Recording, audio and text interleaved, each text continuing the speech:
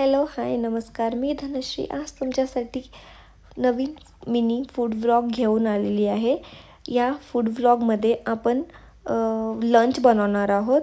लंचमध्ये भेंडीची भाजी आहे, राईस आहे, कोथिंबीर राईस आणि भाकरी आहे।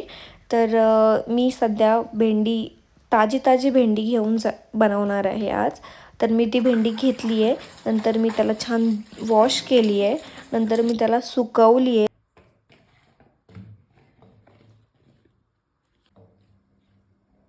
कांदा आणि बटाटा कट करून घेतलाय, कारण की भेंडीची भाजी थोडीच होती म्हणून मग कांदा टाकला की थोडी जास्त होईल, म्हणून मी कांदा आणि बटाटा कट करून घेतलाय। त्यानंतर मी भेंडी कट करून घेतली। भेंडी ही मी थोडी मोठी मोठी कट केलेली आहे।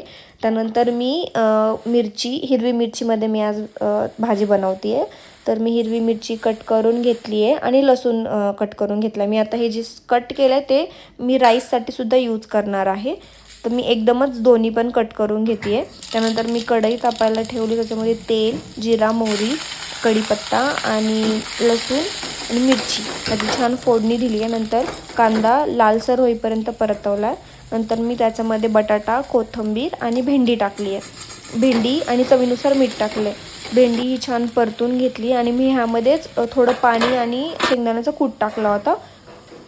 तर मी ते छान परतून घेतलं आणि त्याच्यानंतर बघा आपली भेंडी रेडी आहे।